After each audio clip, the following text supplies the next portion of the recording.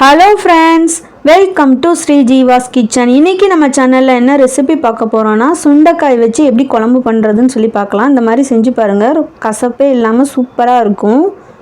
நான் அதுக்கு இன்றைக்கி 2 கைப்பிடி அளவு சுண்டைக்காய் எடுத்திருக்கேன். இதை நம்ம நல்லா வாஷ் பண்ணிவிட்டு அதுக்கப்புறமா அந்த மாதிரி ஒரு தட்டில் அகலமாக பரப்பிட்டு இதை நம்ம லைட்டாக தட்டி எடுத்துக்க போகிறோம். ஏதாவது ஒரு கல் வச்சு அல்லது நம்ம இந்த குட்டி அம்மிக்கல் இருக்குல்ல, அதை வச்சு இந்த மாதிரி நீங்கள் எல்லா பக்கமும் ஈவனாக படுற மாதிரி தட்டில் பரப்பிட்டு தட்டி எடுத்துக்கோங்க. இந்த மாதிரி நமக்கு சுண்டைக்காய் லைட்டாக வெடிச்சு இருக்கணும். இப்போது இதோட விதையெல்லாம் நம்ம நிறையா கொஞ்சம் சிந்தி இருக்கும். அதை நம்ம சேர்க்க வேணாம் குழம்புல.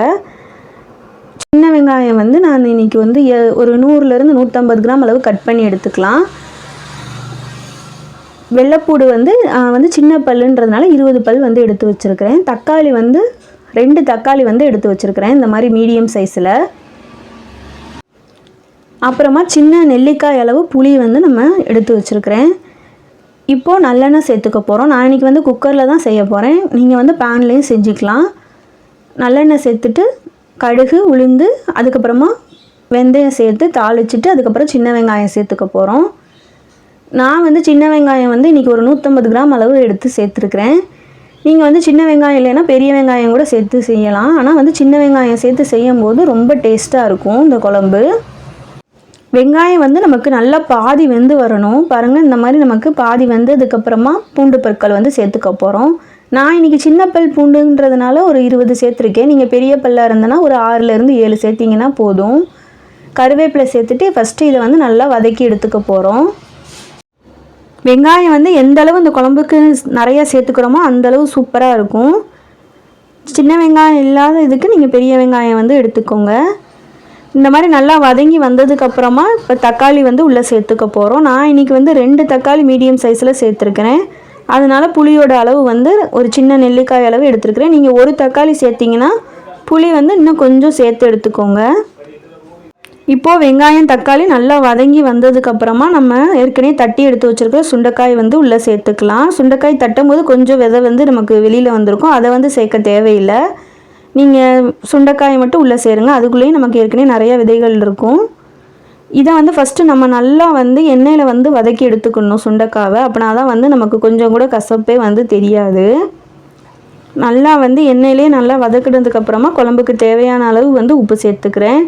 1 டீஸ்பூன் அளவு குழம்பு மிளகாய்த்தூள் சேர்த்துருக்கிறேன். மஞ்சள் தூள் ஒரு 1/4 டீஸ்பூன் அளவு சேர்த்துருக்கேன். மிளகாய்த்தூள் 1/2 டீஸ்பூன் அளவு சேர்த்துக்கலாம். நீங்கள் இன்னும் கொஞ்சம் காரம் வேணும்னா இன்னும் கொஞ்சம் சேர்த்து போட்டுக்கோங்க மிளகாய்த்தூள். இப்போது நல்லா ஈவனாக இதை கலந்து விட்டு எடுத்துக்க போகிறோம்.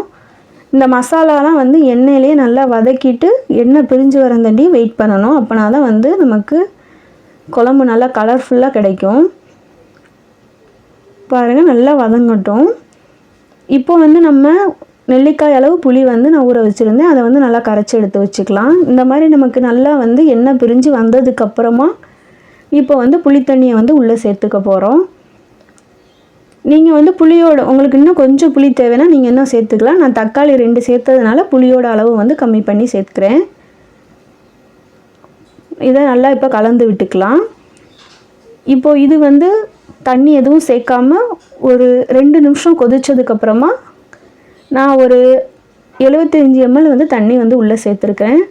தண்ணி நம்ம உங்கள் தேவைக்கேற்ற நீங்கள் கூடையோ குறையோ சேர்த்துக்கலாம். நான் இன்றைக்கி 75 ml மட்டும் சேர்த்துருக்கேன். இந்த டைமில் உப்பு காரம் எல்லாம் செக் பண்ணிக்கோங்க. செக் பண்ணிவிட்டு நீங்கள் இப்போ பேனில் செஞ்சிங்கன்னா அப்படியே நல்லா எண்ணெய் பிரிஞ்சு வரந்தண்டிக்கு விட்டுருங்க. அப்படி இல்லை குக்கரில் செய்கிறீங்கன்னா குக்கர் விசில் போட்டு நீங்கள் ஒரு விசில் மட்டும் வச்சுட்டு அடுப்பை ஆஃப் பண்ணிவிட்டு ஒரு 10லேருந்து 15 மினிட்ஸ் கழித்து ஓப்பன் பண்ணி பார்த்தீங்கன்னா சூப்பராக ரெடி ஆகிருக்கும் சுண்டைக்காய் குழம்பு. நீங்கள் இதே மாதிரி இதே அளவுகளோடு ஒரு தடவை ட்ரை பண்ணி பாருங்கள். ரொம்ப டேஸ்ட்டாக இருக்கும். இந்த வீடியோ பிடிச்சிருந்தால் லைக் பண்ணுங்கள். இது வரைக்கும் நம்ம சேனலை சப்ஸ்கிரைப் பண்ணாதவங்க சப்ஸ்கிரைப் பண்ணி வச்சுக்கோங்க.